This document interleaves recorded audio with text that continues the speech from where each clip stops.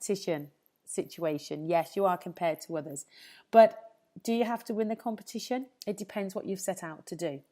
Now, I have been not doing competitions actually for the last few years because I reached my pro division after my second competition. My goal when I was doing fitness competitions a few years ago was to have a pro card in my desired division, which was figure. So I've done fitness model and I've done the figure division and I'm now a pro. So for me, I reached my goal very, very early on in the competition world. So I stayed in it for about 2 years. And then because I reached my goal, I stepped out because I didn't need to further go into any pro divisions and different things like that. My goal was to be a pro and I was able to accomplish that. And the reason I was able to accomplish that is because I trained for years before. I didn't just show up one day and suddenly decide I want to do a competition. I really studied what I was going to do and I went into competitions. I won them. So I want you to think about fitness competitions. I want to talk a bit about that tonight because I don't always go over my fitness competition history of things. And my very first experience with a competition was I went to watch it. And when I arrived to watch a competition, because I was interested in doing them, I was actually approached by the people that were basically doing the registration. They said, oh, you don't come in this door. The girls that are in the show are at the back door. And I said, oh, no, I've come to watch this show. And the people at the front went, have you? Really? I was like, yes, I have. I'm interested in doing shows, but I think that I just want to watch it first and see how it looks. And the man at the front said to me, well, you've still got time to register. And he said, I said, what do I need? He said, you need a bikini, you need high heels, you need a dress, you need sportswear and a routine. Well, since it was very, very lucky for me that I lived 10 minutes away from that venue, I decided in that minute that I would go and enter that competition. So I went home, I got everything I needed, and I actually came back, registered an hour later, and went back in the back door. Now, I actually ended up winning that competition. Now, lucky for me, if you've seen me online, you see that I'm mixed race. So I didn't have to get a spray tan. I was already brown when I went backstage. That's a huge advantage for me because when you're doing competitions, you had to get a tan to look good under the lights, everything like that. I already had a tan. So I was already there. So I'd already trained really, really hard for years in the gym and my nutrition had been tight for that long. So I ended up making up a routine of my first competition and I won that competition in my town that I lived at in Alberta. I then went on to the final 6 weeks later, which I did train for, and I ended up winning the finals in that federation. So I decided then to look for a bigger federation. And the bigger federation was going to be harder. It was going to have a lot more, people on stage. It was going to have a lot of stringent rules, but I was ready for that. So I went in and I came second in my first big federation competition, which took me into the finals for the pro division. And I ended up winning at the World Championships, the pro division. So for me, my journey up to winning in those divisions seemed like a really quick journey to people, but it wasn't. Now, on the day of the championships where I could get my pro card, I phoned my dad. And I said to my dad, okay, the show is today. I'm in Toronto. I'm ready to go. And my dad said to me, which was so important, I want you to think about what this phrase means to anything in your life. My dad said to me, you know what, darling, this is your Olympics. This is what you've been training for. You just don't know you've been training for this. You can win this. And he said, keep your eye on the ball and you've got this. So with that in mind, I went to the competition. I did everything I'd been trained to do. My choreography was really, really bang on with my routine. My body was where it should have been on that day. Everything fell into place and I ended up winning. It was a very, very tough competition because the caliber of girls that I was against was the highest I'd been against. So for me to win that, even when I got called out into the top 5, it was an absolute honour to be in that top 5 because the girls were just amazing. So for me to win in such a high standard of competition, that was great. And when I called my dad, it was the middle of the night in England, and I said to him, Dad, you won't believe it. I got the ball. And he said, darling, I do believe it because this was your Olympics. So I want you to think about that when you're going through the training of something. What's your Olympics? What are you supposed to be good at? What are you supposed to win? What are you supposed to do? So I want you to think if you're doing a competition, I want you to research everything behind that competition. Research the division that you should be in. Research the nutrition. Research the training. How many hours a week do you need to train? Do you want to win? Are you in it for fun? Do you have to be in the top 5? Do you want to be a pro? Do you want to get promoted? Do you want to be on the cover of a magazine? When you go into fitness competitions, you need to know why you're doing them, because they're strict and they're hard.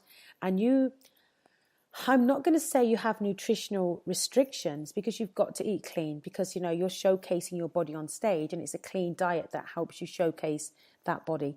But make sure you go into the correct division for you. So I would advise, before you go into a fitness competition or anything regarding that, do get your information. If you can't walk in high heel shoes, then you need to get show training. You need someone to show you how to walk in those high heel shoes if you're in a division that requires that. There's nothing worse than watching a competition and seeing the most gorgeous girl who cannot walk in high heels when she comes out. She's got the best body, she's got the best bikini, and she is not walking properly. So think about your whole presentation. When judges are looking from a stage up to the stage, they are looking for the whole package. So do make sure that you know exactly what you're going into. Make sure you give yourself enough time to do it, and make sure that you get all of the support behind you, because it's a tough time in your life if you haven't got people behind you supporting what you do.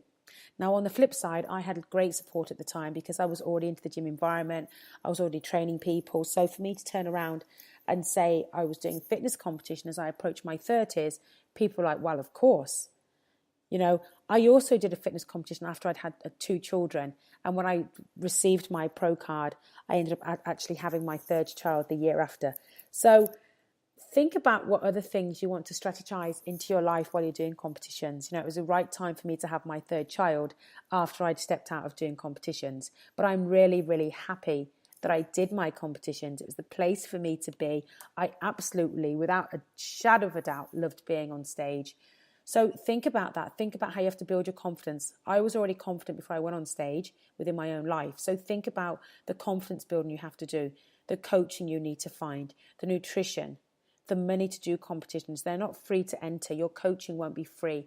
Your food, we know that clean food costs more money in lots of instances. Think about the finances behind doing it. But also, it's one of the best goals that you could ever do for yourself. It gives you good health. Also, make sure that when you step out of competitions, realize that your competition body doesn't necessarily look like what your everyday body will look like. So think about how that's going to be for you when you step out of competitions. Get that help. Have a realistic eye. Come off the diet gradually and go into it bit by bit. So that's the advice I want to give you about fitness competition training. Research. It was one of the best things I've ever done. I look back at that time in my life. I love it. Even 10 years later, I still do my food prep twice a week. I like my body to stay in shape where people could still think I'm doing a competition in 6 weeks' time, because it's a lifestyle that I followed for a long time and I love that lifestyle. I've also done ultra marathons and marathons. So I want you to think about, if you want to look into marathon training, it's so important that you research that. There's nothing better than crossing a finishing line when you've trained for something and you've had that race number on, and today's the day and it's race day. You also get to meet people who have got the same ambitious side of them in a sport.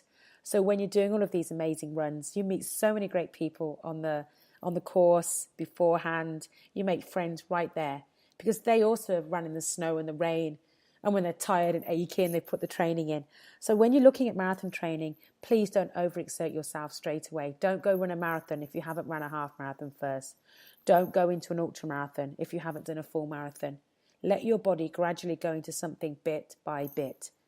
So I have done 10K races, half marathons, full marathons, and ultra marathons. And my longest ultra marathon was 100K, and I loved that race. I trained for a long time for that race, and I actually ended up doing that race the day after I got back from England on holiday, and I was a little bit jet lagged, and I have to say that actually pushed me a bit harder to finish good. So research is so important, because I don't want anyone ever to feel disappointment in an area of fitness, especially when I'm talking about, goal setting and stuff like that. I want to make sure that you've got everything lined up that you need to have lined up for success. And a lot of the time, that means that you have to go and research things so much. So I also want to talk about the books that I've covered this year, 2017 to 2018. The first one I did was about my childhood and my ambition and how I've created a life that I love based on how my childhood was in the early years that, I've been part of, the early years that I was given. That was called Women Rising. The second, that was out in May 2017. The book after that was called Live Out Loud.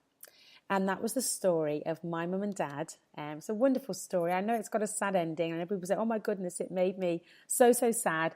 But it's called Starting and Finishing the Story Together. And it talks about my mum and dad's journey together over 47 years and how that is, how that was for me being part of that amazing story, how I have been since that story. And one of the things that is just amazing is a lot of the times people don't realize that there is a day when you speak to somebody for the last time. And the day that I spoke to my mum for the last time and the day I spoke to my dad for the last time, I didn't know that. However, I had a really, really great relationship with them when they were here. So I want you to think, definitely, I've got you to think about a lot of things today.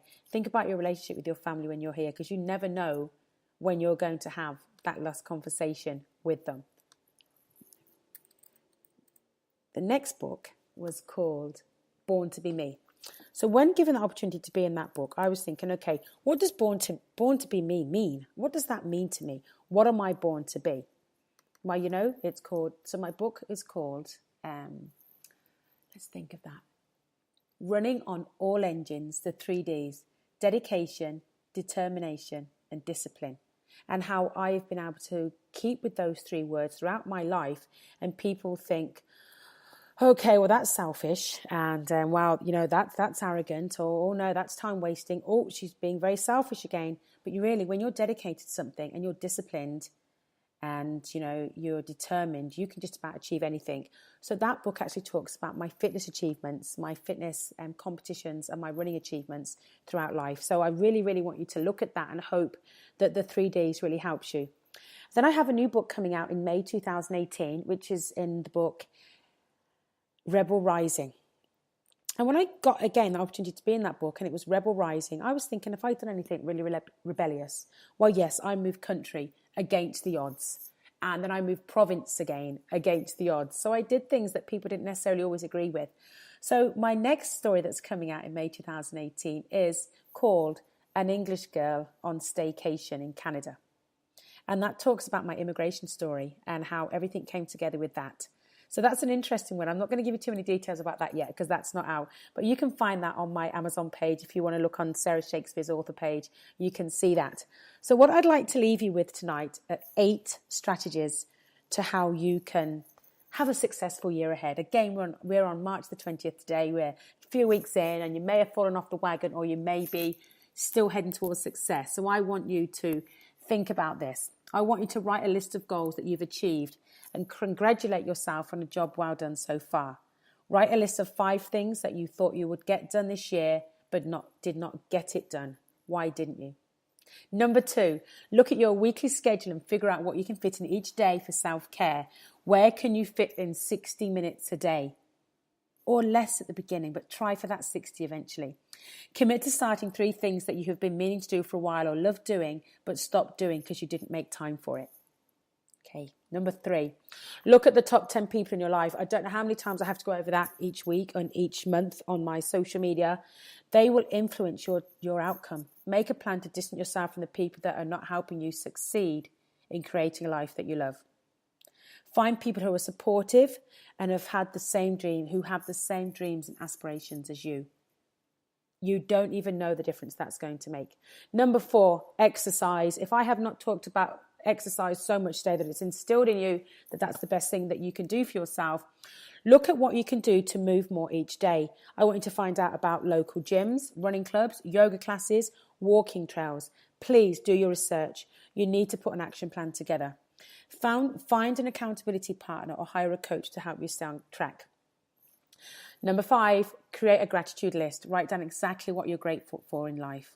Think about what it would make. Think about what you would like to see more of in your life and how you feel you could accomplish that. Would that make you happy if you accomplished that? Only you know. So think about how you need to create that gratitude list. Think about what you need to add to that. Healthy eating. Not